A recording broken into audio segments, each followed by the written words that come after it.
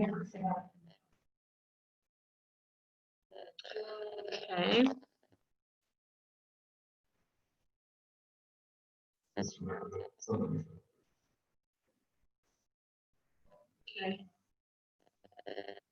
My sound is off and evidence that density has contributed to the spread of COVID-19.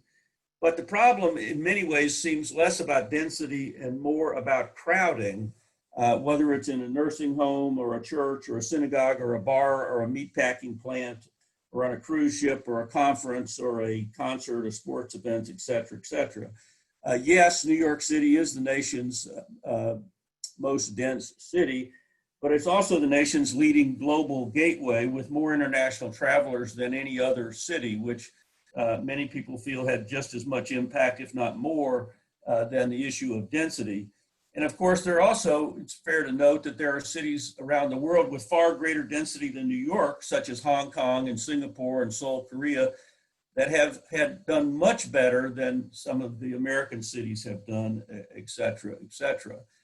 I also want to talk today about some of the opportunities going forward, and we're going to talk about those throughout this presentation. That, you know, there's always two sides to every story, and, you know, while some people are leaving cities, this presents new opportunities, I think, for small towns and for rural areas and so forth. And of course, we're particularly interested in that at the National Main Street Center. And so I'll be touching on this morning some of the real estate opportunities that are growing out of the pandemic, as well as some of the problems as well. So what are the hardest hit sectors? Well, it's pretty clear. It's travel and tourism, and it's restaurants, department stores and malls, small local retailers, senior living facilities, et cetera, et cetera. I don't think there's any doubt that cities and real estate are going to change as a result of the virus and the associated economic fallout. But I would also say that many of these changes are related to trends that were already underway in America. So the pandemic is really accelerating a number of trends that pre-existed the pandemic. And I'd like to talk about some of those. So first of all, at the top of the list in terms of places that are really suffering as a result is the tourism and travel industry. Airlines, cruise ships, hotels, bars, restaurants have been particularly hard hit here in the pandemic. I don't think there's any question that the crisis is strengthening the role, as evidenced by the day of online shopping and virtual meetings. We're likely to see a continuing use of technology expand in business and education and healthcare and other areas. I mean, any of you have done a virtual doctor's appointment, for example. I think we're going to see that's going to be a permanent feature going forward. I mean, in many ways, it was a lot easier for me to get a virtual doctor's appointment than it was to get a face-to-face doctor's appointment. At Main Street, we're particularly concerned about the impact on small businesses. The impact has been enormous, but it's also been enormous on national chain stores and retailers. We expect at least 25,000 stores in malls to close permanently by the end of this year, and we've already seen thousands of closures so far. Let's talk about malls for a second. Malls are in danger because department stores are in danger. We've already seen bankruptcies, but Penny's and Sears had gone into reorganization before the pandemic. Neiman Marcus, Lord & Taylor, Barney's of New York have all declared bankruptcy since the beginning of the pandemic. Macy's has indicated they're permanently closing at least 125 stores. And here's one of the things you need to know about malls is that 30% of the square footage in malls in the United States is in department stores. And so when department stores go under or struggle, then malls struggle. And we've seen over 300 malls close just since the end of the Great Recession, and that's continuing now. Let me just give you one classic example. This is what many people think will be the last new mall built in the United States. There's only been two built since the Great Recession. One was in Los Angeles and one was this one. The American Dream Mall took 17 years to build. It was built by the people who own the Mall of America in Minnesota, which is the largest mall in the United States. This is the second largest mall in the United States. Some of the features were 450 stores, a giant wave pool, the largest in North America, an indoor ski slope, the first one in the Western Hemisphere, an indoor ice rink, and indoor amusement park, 80 indoor restaurants, etc.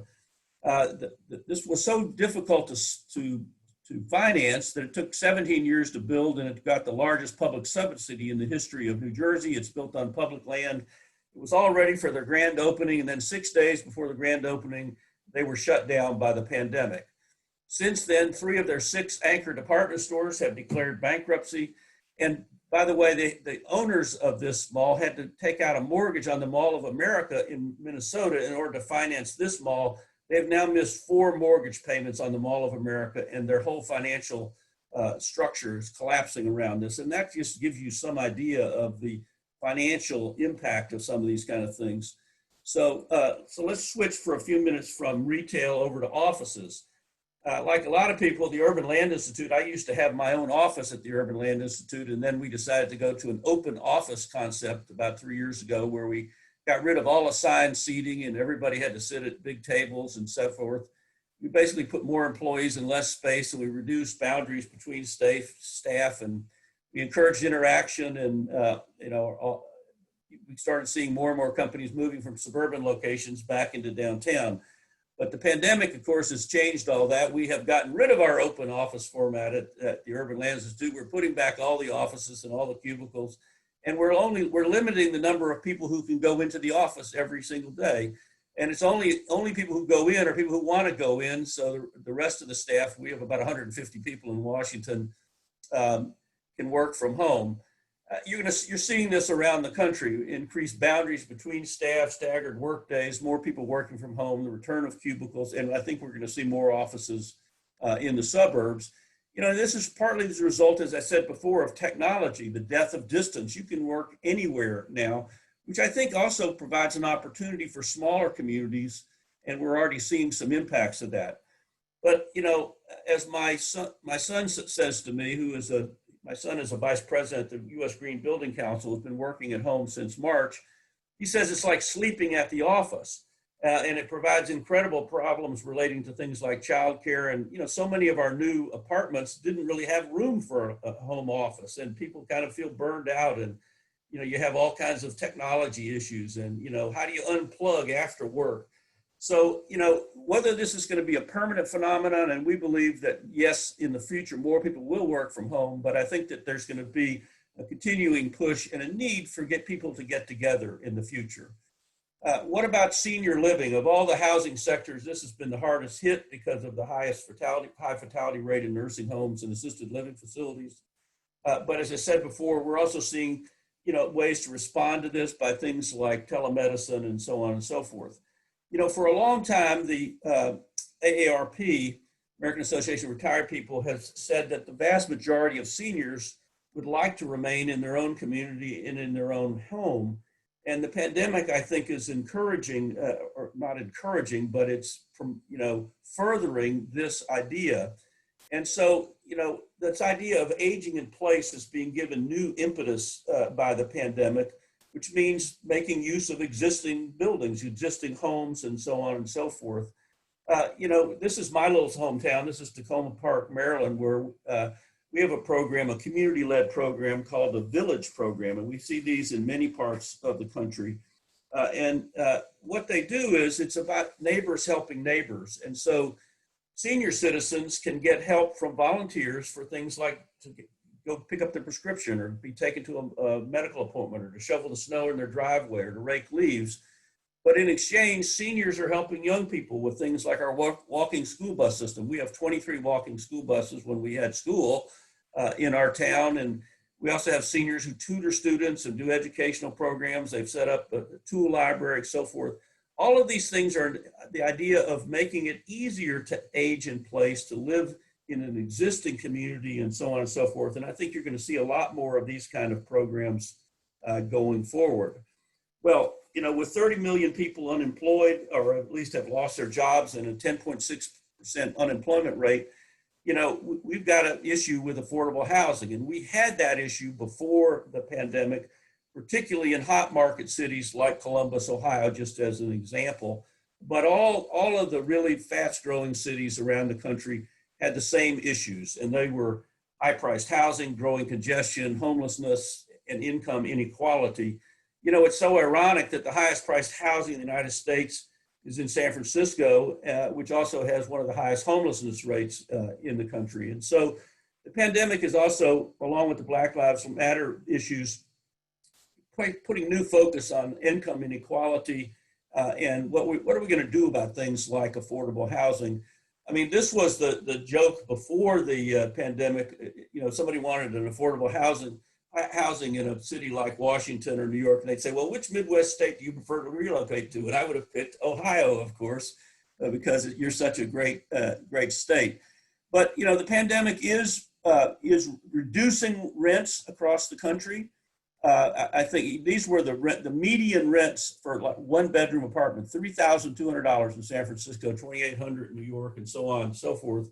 The rents are coming down, which is one of the reasons we also think that cities are not going to go away, because at some point cities are going to become affordable again, and then people will start moving back because of the advantages that cities provide in many other ways.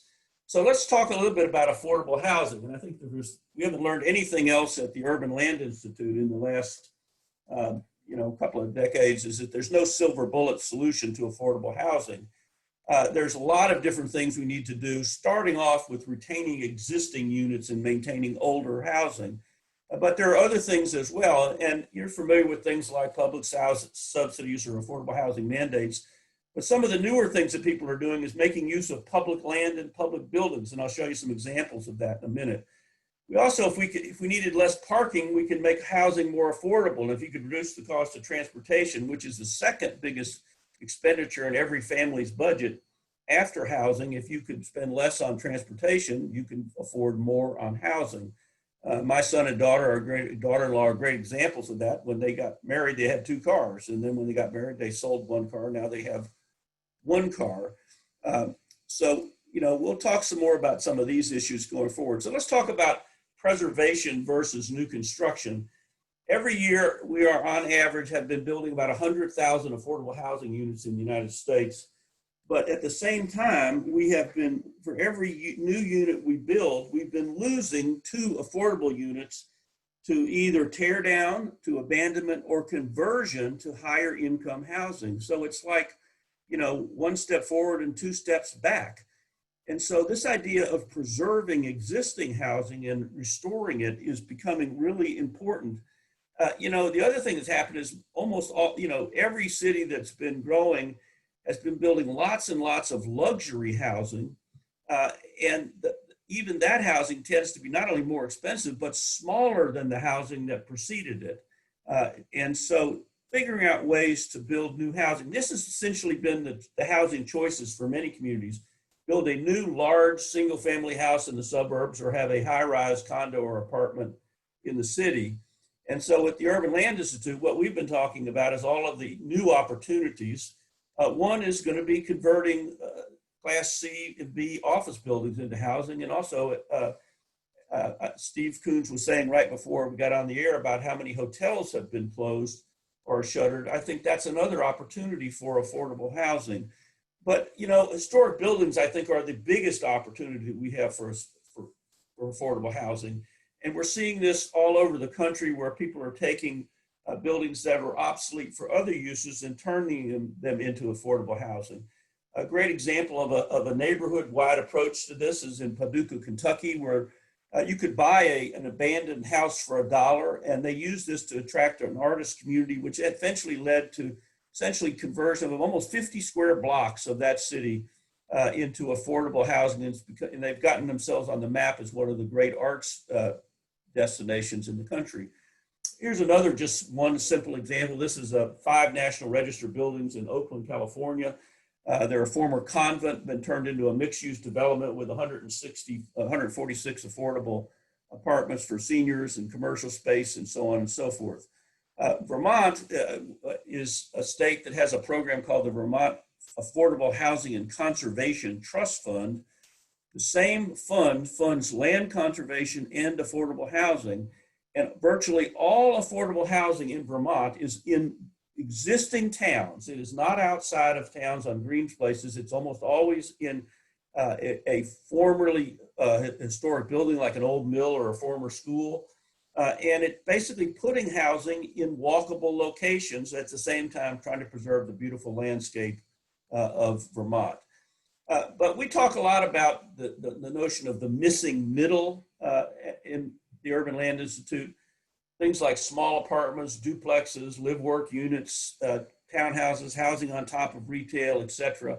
The things that exist between those high-rise apartments I was talking about and large single-family homes out in the suburbs. These are some examples of new inner city housing in the missing middle category that really could fit in very nicely with almost any community at a scale and at a price range that would work for the average person. Let's talk for a second about accessory dwelling units, or you might call them mother-in-law suites, things like that. Been very controversial in a number of places, but I think that this is something, you could double density overnight just by allowing an accessory dwelling unit. But I think that the key thing is they have to be architecturally compatible with the neighborhood. You don't allow more than one per lot.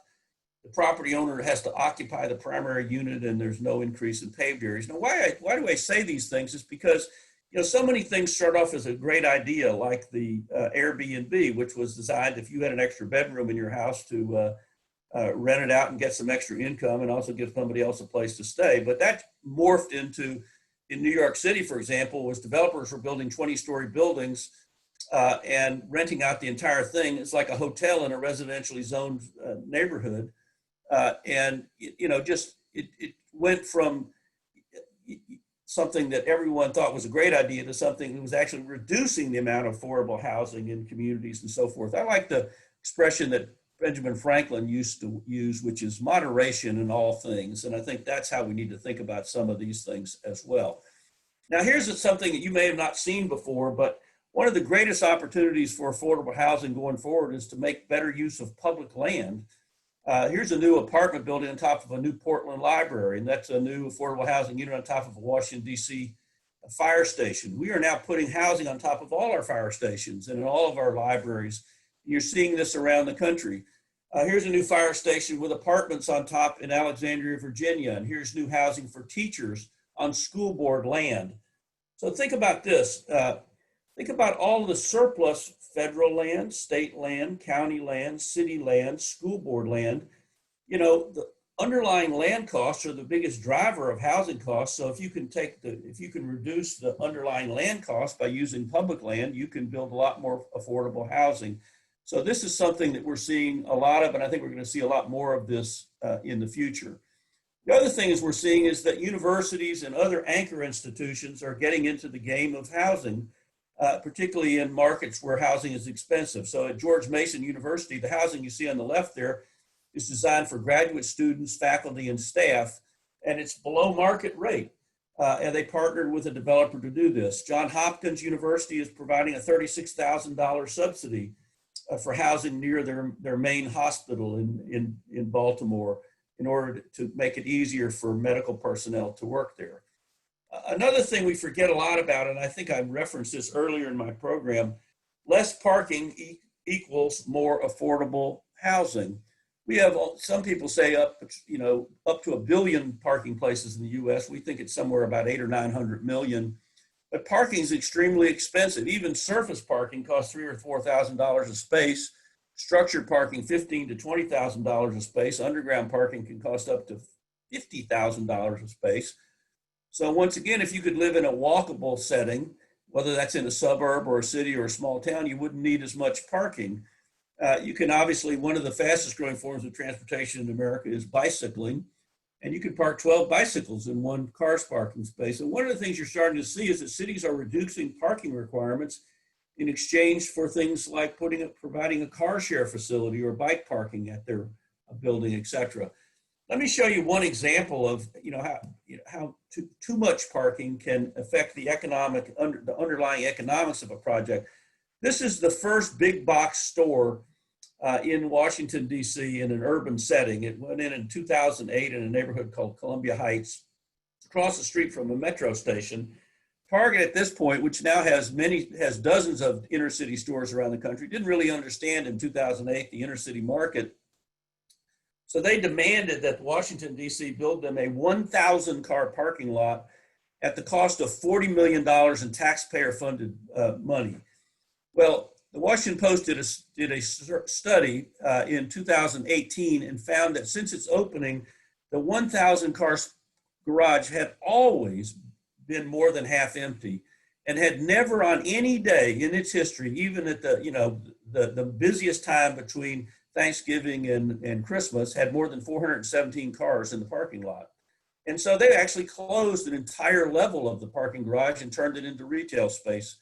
And now we have about 5 Target stores in DC. The newest one in Arlington, Virginia, has no parking whatsoever because it's in a walkable mixed-use neighborhood. Let me give you a housing example. This is a new 154-unit apartment building in Albuquerque, New Mexico. It has 23 car parking spaces. It was able to reduce construction costs associated with car parking by providing bike parking and on-site car share facility, and has a bus line right out front. 100% of the units are occupied because the building's in a great location in a walkable and bikeable neighborhood, etc. Now, the thing that I want preservationists to think about is the impact of parking on preservation.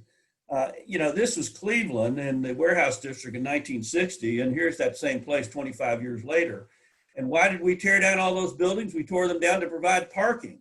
And because we had all these parking requirements that basically were designing cars, or cities around cars, we tore down just hundreds and hundreds of buildings all over the country. So once again, if we could reduce parking standards, we can save historic buildings. And I'm going to come back and talk about that in other contexts.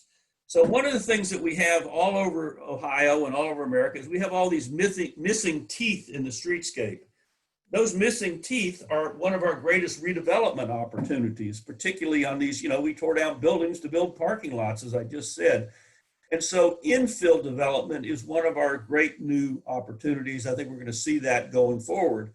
So I want to just show you a few examples of some small scale infill projects, appropriately scaled in small towns. This is a combination office and apartment complex in downtown Clinton, Mississippi.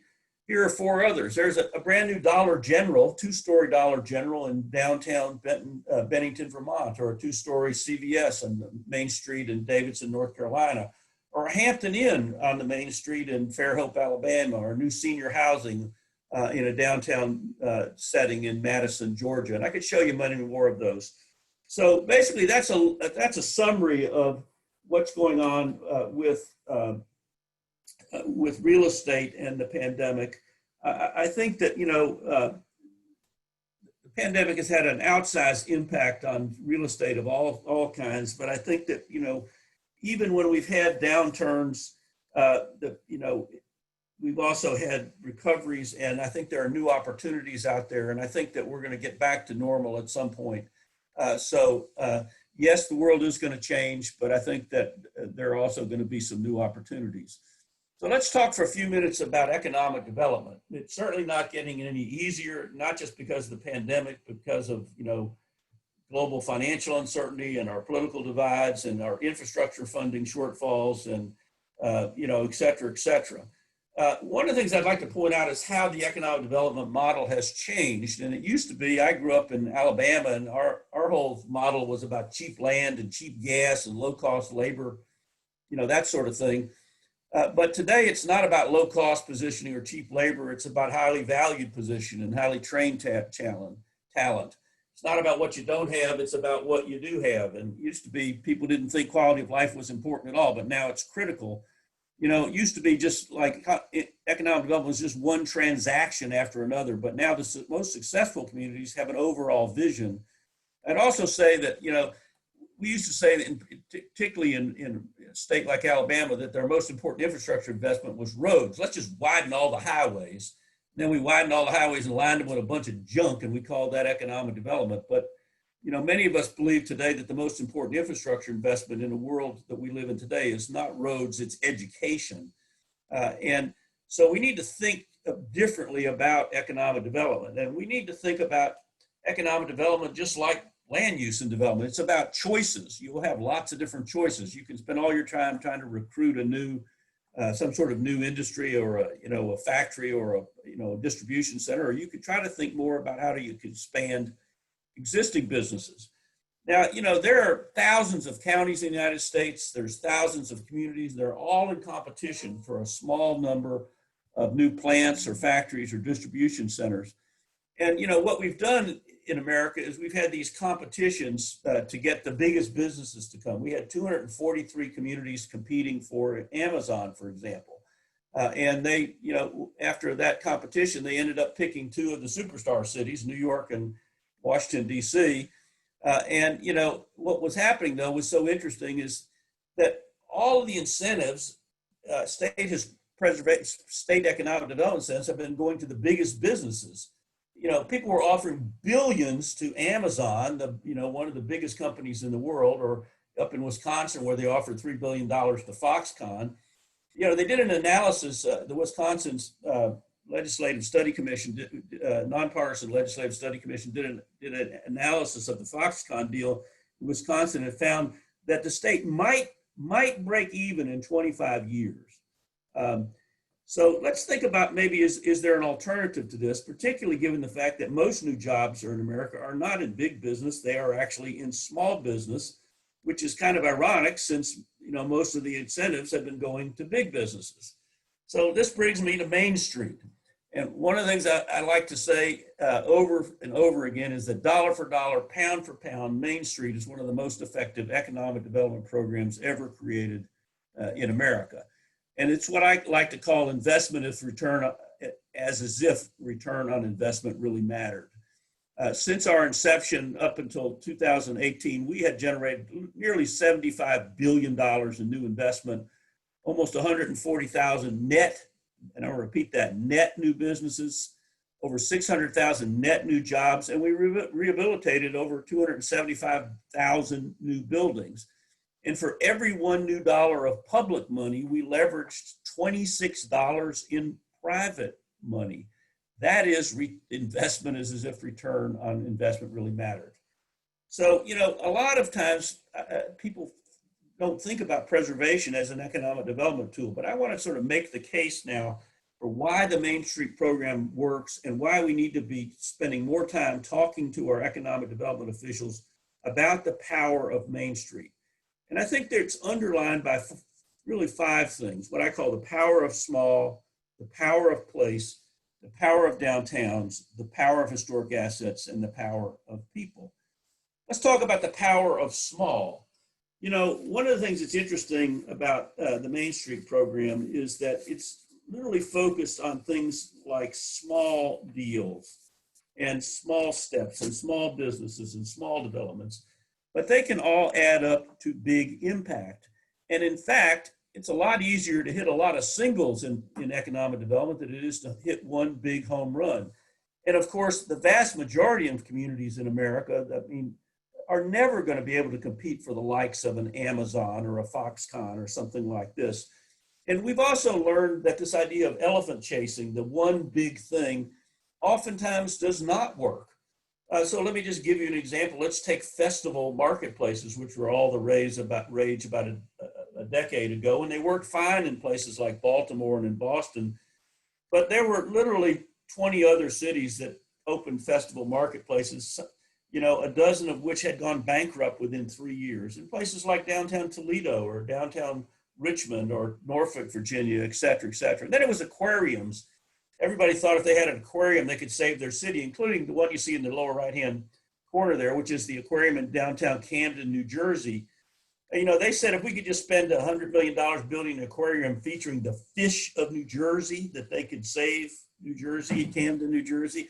Well, they did build that aquarium. It's a very nice aquarium, but did it by itself save Camden, New Jersey? No, it did not. And the reason is because, as I said before, one big thing oftentimes does not work. Roberta Gratz, who is one of my favorite all-time authors, likes to say that successful cities and towns think small in a big way. Think small in a big way. And that really relates to something we preach at the Main Street program, which is what we call economic gardening. That's an entrepreneurial approach to economic development that grows economies from inside. So you take an existing business and you help them do market research and you help them increase their sales and diversify their product offerings. And, by strengthening their online platform, as I talked about already, they can expand into new markets, not just in their own hometown, but all over the country. And you say, well, what difference does it make if you spend $1 in a big box store versus in a small locally owned store? Well, if you spend $1 in a small local store, it will recirculate through your community at a rate 3 times that if you spend $1 in a chain store. You spend $1 in a Walmart, most of that money is going to end up in Bentonville, Arkansas. You spend $1 in a local store in Canton, Ohio, and most of that money will spend at least 3 times more of it will end up in Canton, Ohio, because the local store uses a local attorney and a local accountant and a local ad firm and so on and so forth. And so, yes, it does make a difference where you spend your dollars. Small business can make a difference in other ways as well. Some of you may have heard of Joe Minicozy. He is a planner and economist in Asheville, North Carolina, who likes to talk about and has done studies for dozens of cities, comparing the impact of, for example, suburban big box stores versus downtown mixed-use developments. And what he found in comparing the 2 buildings you see on the screen are that a Walmart, which took up 34 acres in suburban Asheville, compared to a small downtown mixed-use project, was producing about $6,500 per acre, while the downtown mixed-use project was producing $634,000 per acre. So in other words, more jobs per acre, more taxes per acre. If there were people living in that building, it'd be more residents per acre, and so on and so forth. And so these are the kind of arguments we need to be making to our public officials about why investing in local, investing in small can make a big difference.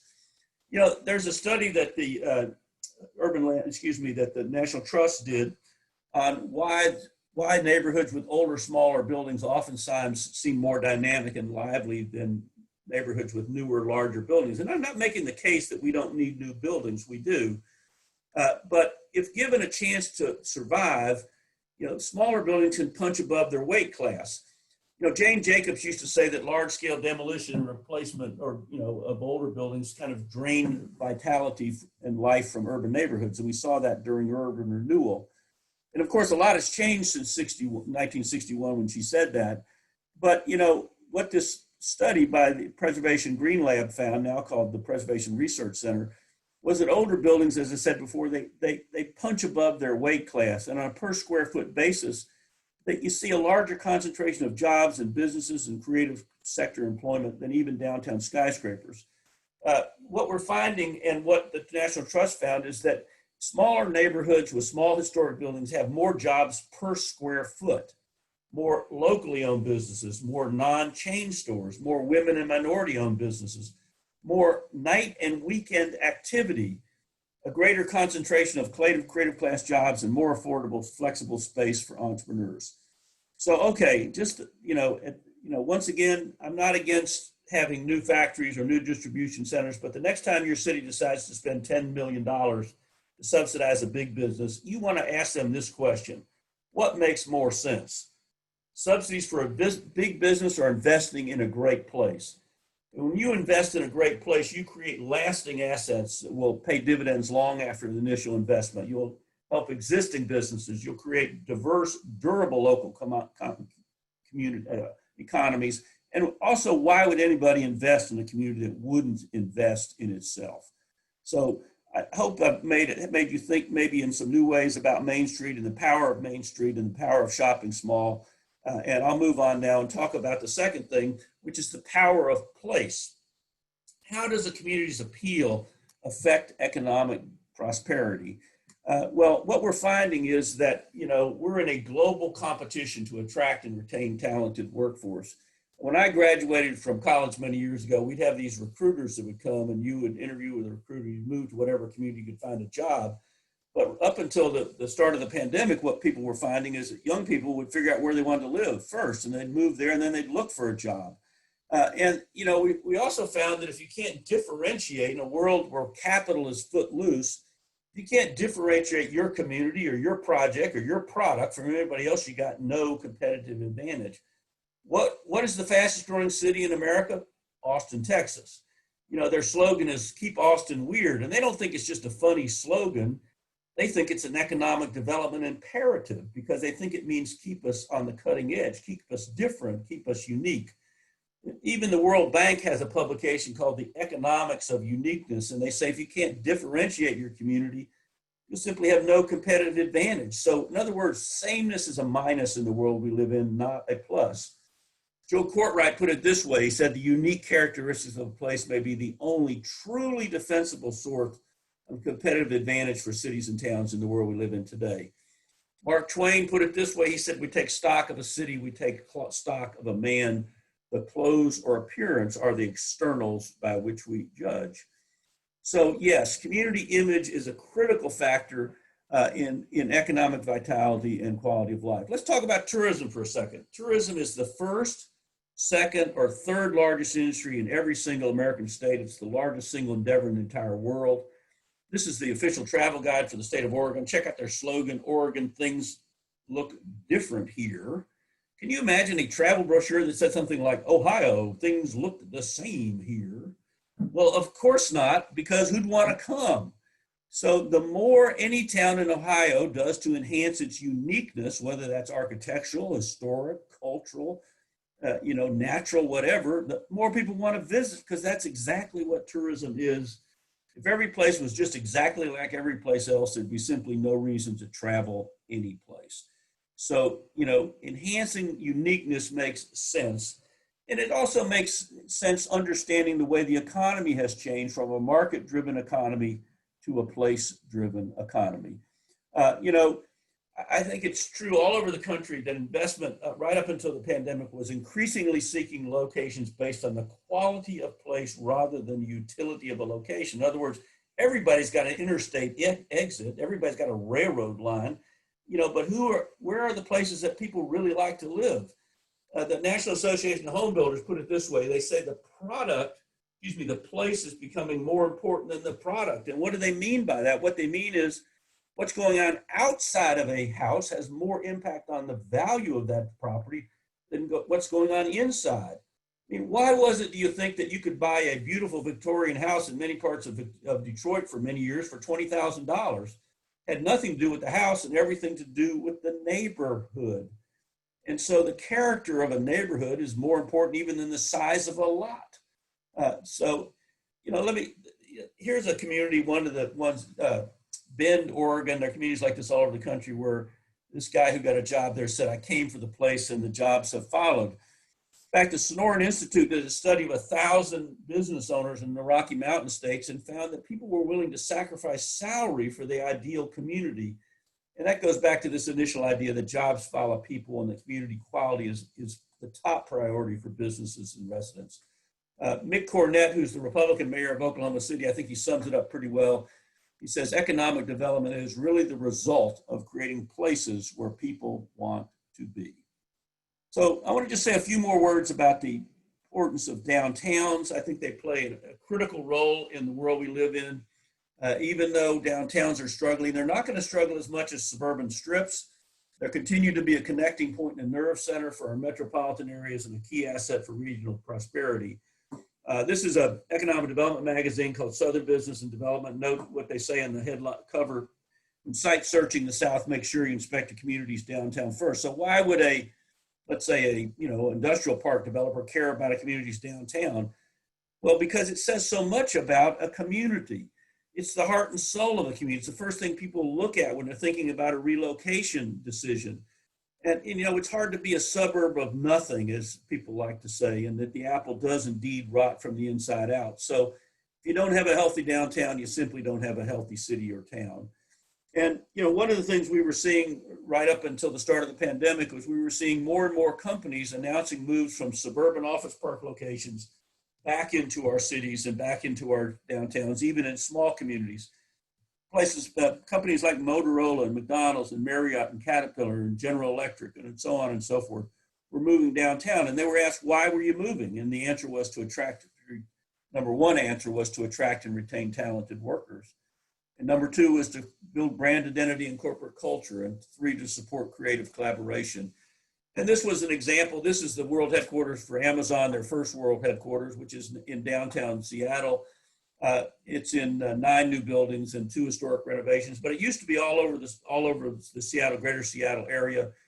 And what was interesting about this is it used to be there was only one way to get to work at Amazon. It was called drive your car. But at this location, you could drive your car or take a train or take a bus or take the ferry or walk or take a bike, etc. And at the end of the day, the employees were all down in the middle of things. So let me talk about it for a second, the role of historic preservation in downtown revitalization. This is downtown Durham, North Carolina. Those are some of the old vacant tobacco warehouses. And you see big parking lots, as I said before. Well, instead of tearing down those those tobacco warehouses, they restored them, and they took the parking lots and they turned them into new uses, like the Durham Bulls baseball stadium. And this whole city has come back to life based on a historic preservation drive. But some cities like Rockville, Maryland, which is the county seat of the county I live in Maryland, they just thought it was a great idea back in the early 70s to tear down their entire downtown. And they replaced it with this lovely building you see called the Rockville Mall. But guess what? Now they've torn the mall down. They put the downtown back. It's kind of a metaphor for what's going on. It's been going on in America, and I think we're going to get back to that once the pandemic is over. So let's conclude by talking about the power of historic assets. What is the value of historic buildings? Well, I think there's, a lot of different values, and let's start off by talking about, the psychological value of historic buildings as well as the economic and environmental values. It seems to me that a city or town without a past is like a man without a memory. And the value of historic preservation really is psychological as well as economic. It helps to shape our memories and it helps to shape our identities. It tells us who we are and where we came from. As Daniel Webster once said, quote, "The man who feels no sentiment or veneration for the memory of his forefathers is himself unworthy of kindred regard and remembrance." Let me just give you an example of this. This is the birthplace of Thomas Wolfe, who wrote many famous American novels like Look Homeward, Angel. And of course, sadly, Tom Wolfe, he can't go home to his original house because here it is in this parking lot in Asheville, North Carolina. So once again, we need to save historic buildings to tell us who we are and where we came from. But perhaps more importantly, and certainly more persuasively with local officials, we need to talk about how preservation pays. And it does pay in terms of jobs and property values and tourism and downtown revitalization, affordable housing, environmental impacts, and so forth. Let's start off with tourism. These are 4 of the biggest tourist attractions in the United States: New Orleans, the French Quarter; San Antonio, the Riverwalk; Seattle, the Pike Place Market; and Miami, the Art Deco District. It's so ironic that in Louisiana, for many years, probably for more than 25 years, the state of Louisiana wanted to put a freeway through the French Quarter, right down the riverfront. But they didn't really realize that that was the single biggest, most important economic factor in all of Louisiana. In fact, I worked in New Orleans after Hurricane Katrina, along with many other planners and redevelopment officials. And they said, we want a redevelopment plan. And we said, okay, well, what's the biggest industry in Louisiana? Is it the is it the oil industry, the seafood industry, the chemical industry? They said, no. The biggest industry in all of Louisiana is the tourism industry. And what's the engine of that industry? The French Quarter in New Orleans and all the other historic neighborhoods. And, it's now they realize that is more important and more valuable than any plant, factory, or distribution center in the entire state. Let's go over to San Antonio. That is the #1 most visited destination in all of Texas, the San Antonio Riverwalk. And many years ago, the city wanted to simply put it underground into a culvert. They thought of it simply as an eyesore and a flood hazard. Today, they've extended the Riverwalk by 13 miles, both north and south of downtown. It's been so popular. Seattle, the Pike Place Market, the most visited destination in all of Washington State. But, years ago, the city wanted to tear it down and replace it with parking, and I could go on and on. I think Arthur Frommer sums it up pretty well. He says, among cities and towns with no particular recreational appeal, those that preserve our past continue to enjoy tourism. Those that haven't receive almost no tourism at all. Tourists simply won't go to a city or town that's lost its soul. Here are 4 communities that have saved their soul. This is 4 of the Great American Main Street Award winners: Brunswick, Maine, Oregon City, Oregon; Wheeling, West Virginia; and Frederick, Maryland. You know, it's so interesting about the Main Street program and what it does. So Wheeling, which has one of the great stocks of Victorian architecture and its early turn of the century industrial architecture in the country, was largely being abandoned until, you know, one by one, not one big thing sort of thing, people started taking old buildings like this vacant warehouse and turning it into housing, and then taking an old factory of the Wheeling Stamping Company and turning it into the Global Operations Center for a law firm that is located in San Francisco. And they have 300 employees, and they're all back to work now with petitions between the cubicles you see there in downtown. But what also it did was it attracted new businesses, and I'm sorry to say that they attracted a company from Ohio that was in a suburban location, and they moved into a vacant parking lot in downtown Wheeling and built a new headquarters building because this company saw what was happening in downtown. And so this is why both new that fits in is so important when we think about also the role of preservation. I also want to say just a couple of words about preservation and the environment. Of course, all of you are familiar with the study that preservation, the greenest building is an existing building. You know, preservation has an essential role to play into dealing with climate change, the crisis that looms ahead of us. 50% of all greenhouse gases are generated by buildings. And, you know, the reason these buildings are so green is because of the concept of embodied energy. Now, here is a new LEED certified green building, but that building is not as green as this building because of the concept of embodied energy. Buildings represent vast repositories of energy. You need to use energy to build the building, to extract the materials for the building, to transport them to the site. And if you're tearing down another building, that uses even more energy. And what we found is that it can take almost 50 years for that building to get to the same place this building is today when we think about restoring those buildings. And also think about the character of these. We've got literally thousands of these kind of new apartments all over the country. We only have a handful of these. So this is the kind of thing that makes investment sense. You know, it's interesting at the Urban Land Institute, we have a partnership with the National Trust called the Partnership for Building Reuse. And it grew out of a study. We do a study every year at ULI called the Emerging Trends in Real Estate. And what we do is we look at trends in real estate.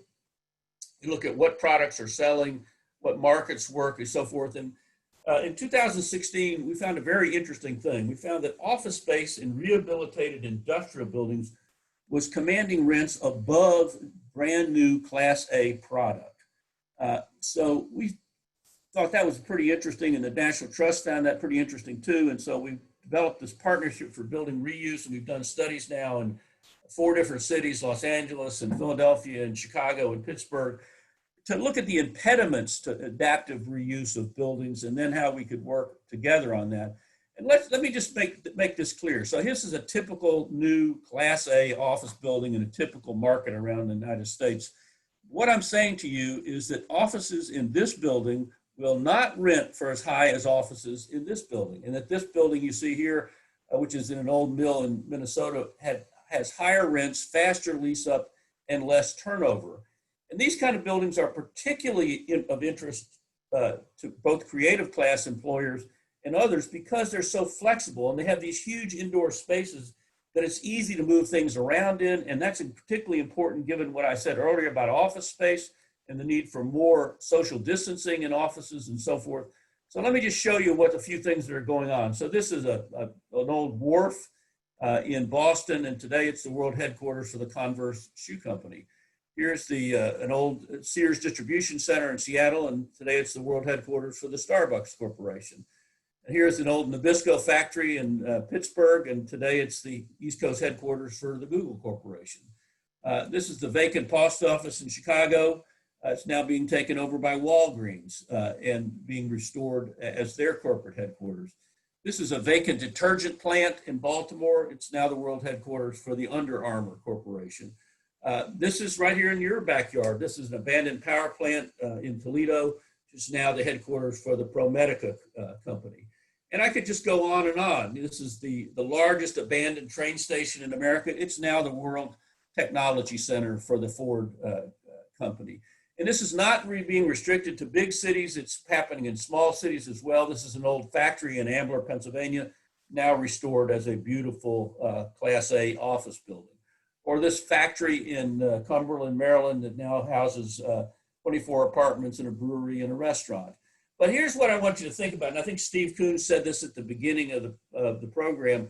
We need to think about preservation in new ways as well. And buildings that preservation would have never considered, we need to think about, because we're going to have a lot more closed Kmarts and things like this out on the strip. And this is one of our greatest reuse opportunities, because we've already got infrastructure in place. We've already got a 4-lane highway out front, et cetera. And because of this idea, as I've already said, of embodied energy.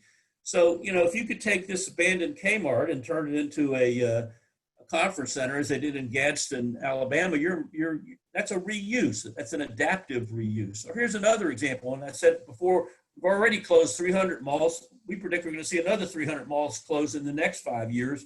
And so what do you do with an abandoned mall? Well, that's what they did in Austin, Texas. They turned it into their community college, and there are going to be hundreds and hundreds of opportunities like this around the country, and the preservation community needs to be supporting these kind of efforts as well. As David Brown, the former executive vice president of the National Trust, used to say, reuse should be the default and demolition the option of last resort. And unfortunately, it's been the other way around for too long in America. You know, the other thing that I'd like to promote is this idea of reusing historic buildings for hotels. And what's interesting is Marriott has been doing a lot of research, and they found that millennials told them that authenticity and interesting were more important than comfortable and predictable in lodging facilities. And millennials also said they'd rather stay in a downtown than in, out on the highway somewhere. You know, a couple of years ago, I spoke at the Historic Indiana annual conference, and they had it in Richmond, Indiana. And they put me up in a Hampton Inn out on the highway outside of town because there was no downtown hotel. But of course, the only thing I could walk to from the Hampton Inn was like the Jiffy Lube, and I'm like, okay, I'd love to be in a downtown, and so would so many other people. And so you're starting to see all the hotel chains are starting to do this again. And so, these are the opportunities that we have once the tourism industry can start again. So, 4 years ago, we had our annual meeting, the Main Street meeting in Milwaukee, and we had a reception at this hotel, which was in an old Pabst brewery turned into the Brewhouse Inn and Suites. It's interesting, in Buffalo, they took the H.H. Richardson designed state mental hospital and they've replaced all the patient rooms with guest rooms. So the state mental hospital, which was one of the biggest white elephant buildings in all of New York, was turned into a luxury hotel. Or how about this jail in Boston being turned into the Liberty Hotel? And it's not just at jails or another, here's one that's turned into, down in San Antonio, that's been turned into a Holiday Inn Express, or an old elementary school in Portland turned into a McMinimans hotel, or a vacant department store in Covington turned into a hotel. Or how about the John Deere shut down Deere factory in Waterloo, Iowa, turned into a Marriott hotel. And last year, 20% of the new courtyards by Marriott in the United States were in buildings like this, restored historic buildings. How about this factory in Lancaster, Pennsylvania, which is one of just 2 old factories that have been turned into hotels? Or how about this old silk mill in Petaluma, California, turned into a Hampton Inn? And I could go on and on. I just want to end by saying that, historic buildings are one of our greatest underutilized assets with enormous economic potential. We need to keep up the Ohio Historic Preservation Tax Credit, and we need to promote adaptive reuse above all other things. I also want to say that a lot of communities have been saying we need to get rid of a historic district zoning because they think it's an impediment to affordable housing. Well, I think it's going to, you do that, you're going to lead to loss of community character, uncontrolled demolition. You need both. You need historic places and affordable housing. And I think you need to think about win-win solutions. So in closure, I'd just like to say, as Jackie Kennedy said, if we don't care about our past, you simply can't hope for a future. So I want to thank you, and I'd like to welcome your questions and comments at this point. We've got, I think, at least another half an hour. So I'd be happy to answer any questions that people would like to throw at me. Okay, thank you so much, Ed. I want to remind people about the AIA credits. The State Historic Preservation Office is the sponsor for those. If you're an architect wanting those AIA credits, one, You'll send an email to officemanager@heritageohio.org. Send your AIA member number and whether or not you want a certificate on those credits so we can process those. And I'll be happy if you'll please put your questions in the question and answer box. I'll read those for Ed. And we have one in already. Thank you for this informative presentation. In downtowns of smaller cities, it seems many city leaders feel that only market rate housing is useful to building a vibrant and attractive city in order to bring money into that city. Leaders want to attract young professionals, but as you stated, many young professionals and people in general value experience over opulence and would prefer to spend less on housing if there were plenty of fun activities and experiences to be easily found outside of the home. Will you please highlight the pros of building affordable housing versus market rate housing to promote a thriving, beautiful, attractive, and financially successful downtown? Well, first of all, we need both market rate housing and we need affordable housing. Second, when you talk about affordable housing, what are we talking about? Basically, you're oftentimes talking about housing for teachers, for firemen, for police officers, for ordinary everyday citizens.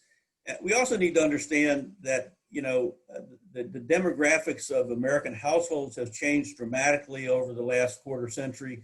The largest single form of household in the United States today, at 26%, is single people living alone.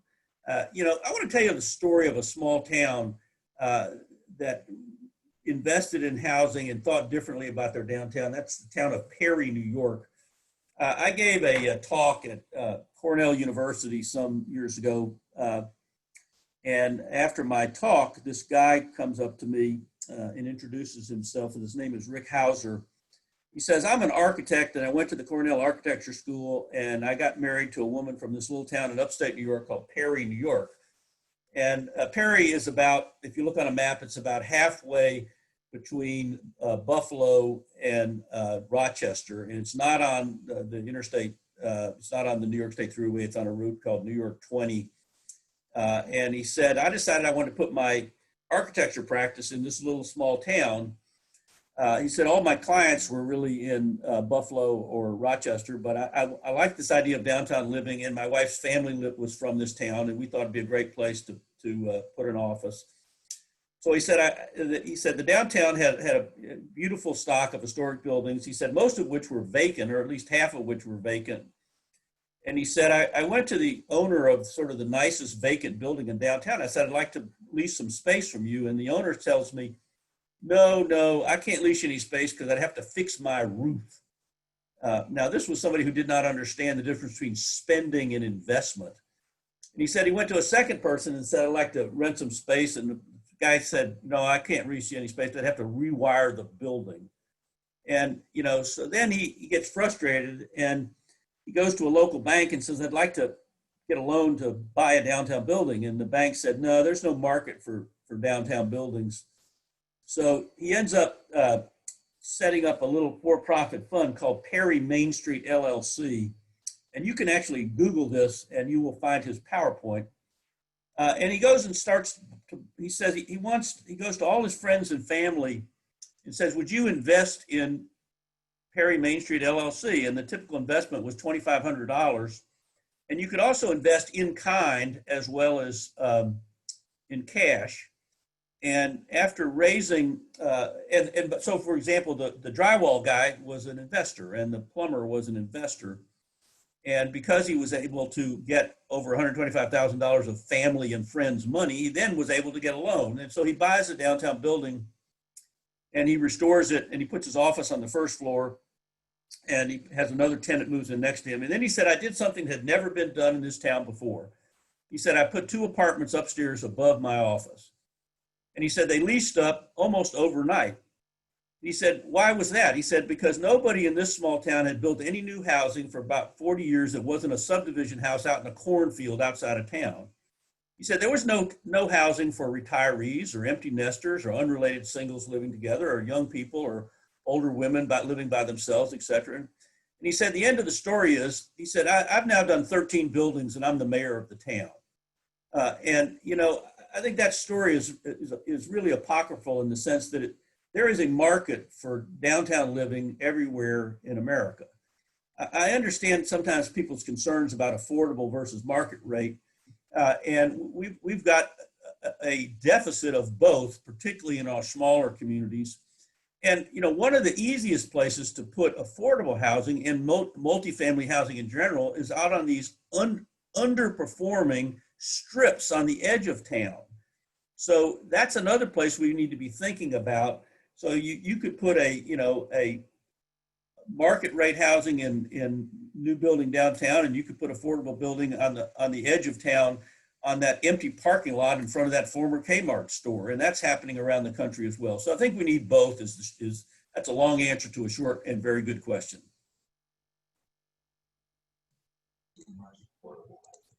Okay, we have a few more questions coming in. Let me catch up on this.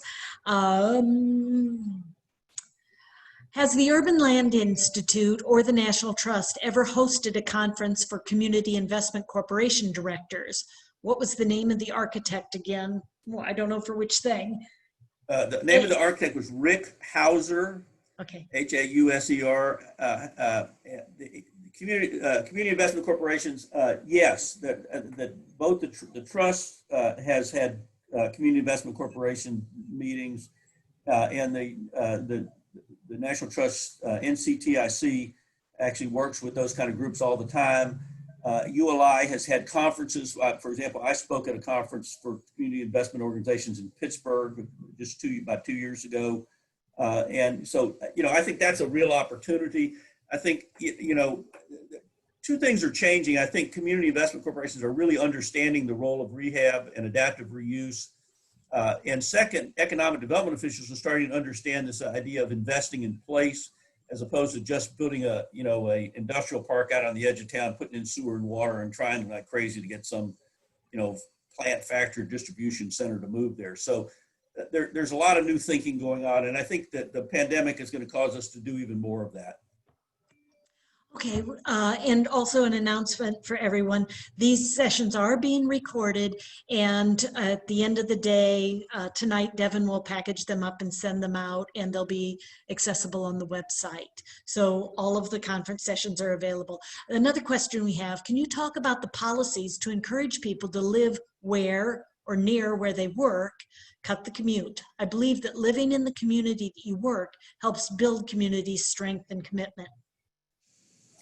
Yeah, live near where you work. I mean, one of the things I said earlier in my talk was that the two biggest items in any household's budget typically are housing and transportation. Low income, the average American spends over 20% of their household budget on transportation. Low income Americans spend 25 to 30% of their income on transportation. So if you could reduce transportation costs, you could increase their ability to own or rent more housing. The other thing about housing is that, we talk about what's been going on with, Black Lives Matter and this sort of thing. I mean, I think one of the greatest ways to build generational wealth in America is through home ownership. And so providing opportunities for home ownership is incredibly important. But it makes it easier to own a house if you don't have to spend all your money on getting back and forth to work in a bus or such. The average cost to own and operate a car in the United States today is about $10,000 a year. That's your car payments and your insurance and your gasoline and so on and so forth. And so once again, if a 3-car family could become a 2-car family, or a 2-car family could become a 1-car family, that helps you with housing. And once again, this idea is also, how do we get jobs to be where people are? And that's why this idea of downtown housing makes a lot of sense, because it puts people closer to jobs, because that's where jobs were moving for a long time. But even in the suburbs, I don't want you to think this is an urban versus suburban. Suburbs are becoming more like cities. And what you're seeing around the country is that, young people don't want their parents' suburbs. They might want the good schools, and they want more affordable housing, but they also want some walkable mixed-use place. And that the successful suburbs of the future are going to be those that actually have a more urban-like center. I showed you an example in Rockville, Maryland, of a new town center. And I think that, successful suburbs are going to be thinking about those kind of places as well. Okay, we have some more questions coming in. A challenge in Ohio is too much affordable housing due to lack of population growth. This also affects missing teeth in our Main Street areas. Any thoughts? Yeah, well, you know, it's interesting. I've spent a fair amount of time in Cleveland, for example, and Cleveland was actually, you know, providing subsidies to buy houses in Cleveland because of exactly this kind of thing you're seeing. You know, I think one of the ways to address that is to focus development in a few areas and use those as catalysts for redevelopment. And a great example is probably the Euclid Avenue project in Cleveland, which is the most successful bus rapid transit system in the country, and probably the single greatest return on investment of almost any federal transportation investment ever. And what it did was it connects downtown Cleveland to Cleveland State, to Case Western, to the Cleveland Clinic, et cetera. And for a number of years, the majority of new investment in Cleveland was taking place in that Euclid Avenue corridor. And so, you can't redevelop a city that's losing population every place. You have to focus a few places. And, once again, if the heart and soul of the community is important because that actually helps in terms of neighborhood reinvestment, because that's what's going to attract more people to come to cities like Cleveland or Akron or Canton or whatever, is when you have a healthy core, people feel better about the place. And I think if there's one, a bright side to the pandemic, is that cities in Ohio are incredibly affordable compared to, cities on the coast.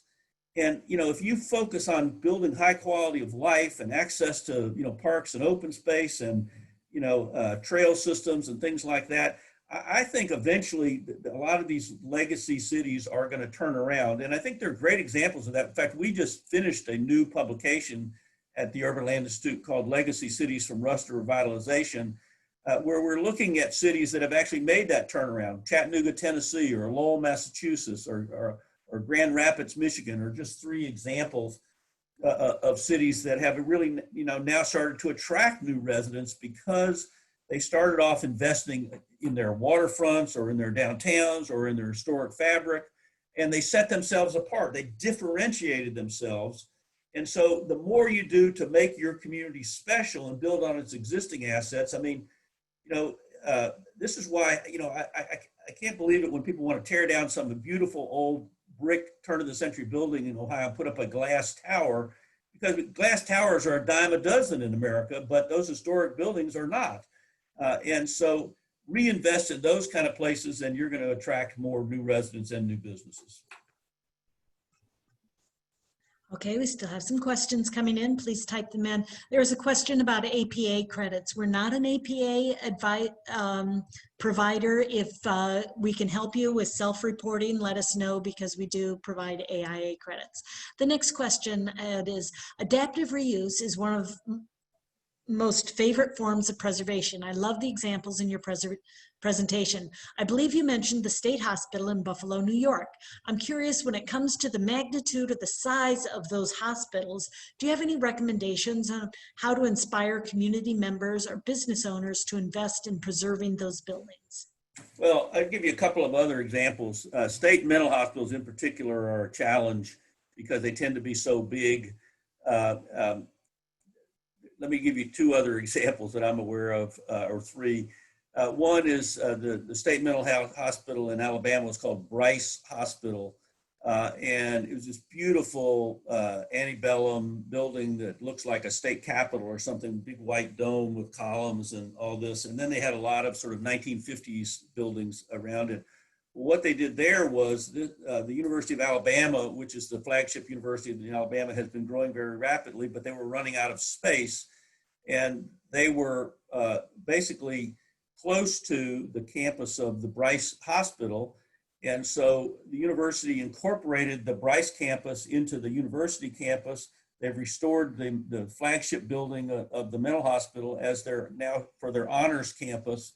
And has added 100 acres to the University of Alabama, which would enable them to grow for the next, 25 years or so.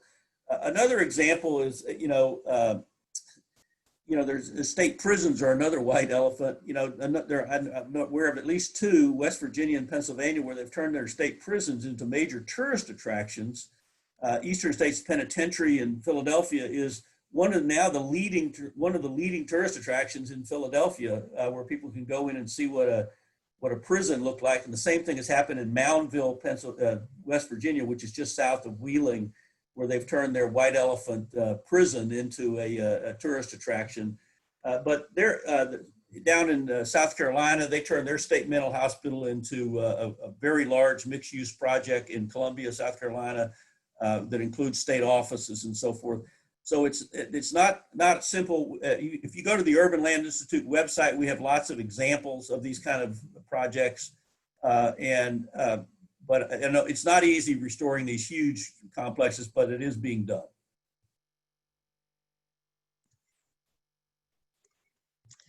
Okay, if you please have any more questions you want to type in, that was the last one, and I'm sure there are more out there.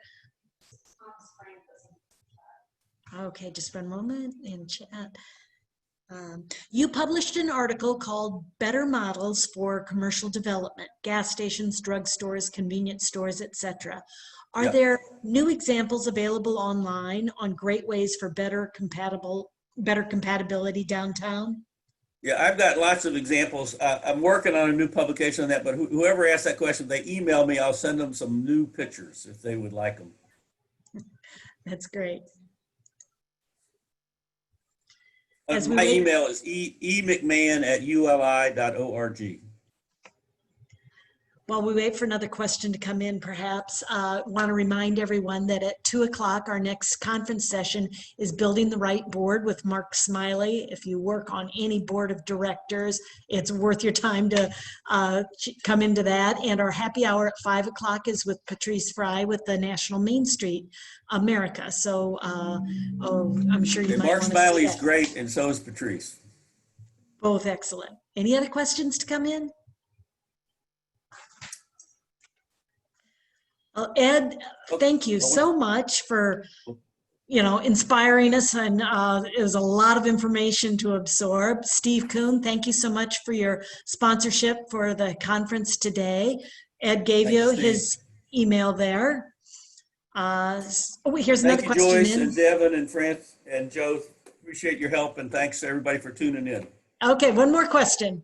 Several years ago, ULI came to Cleveland, and the focus at that conference was form-based zoning. Unfortunately, there has been a misapplication of this zoning form, so that instead of determining with the community what the land use and zoning issues might exist that limit sustainable preservation-oriented, economically integrated development, the emphasis is all about the developer to the detriment of these neighborhoods. How do you stop this train? Well,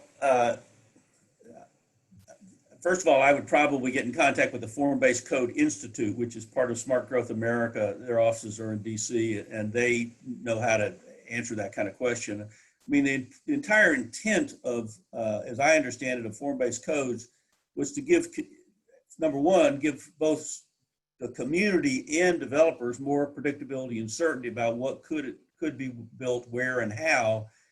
And where form-based codes have worked, the communities have been a vital part of the basically in creating the code and using it as a tool for creating better communities.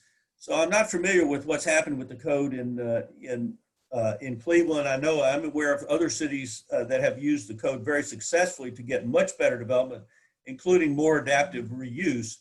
So I would encourage you to talk with somebody at the Form-Based Code Institute and ask that question to them, because they would have more up-to-date information about how to deal with that.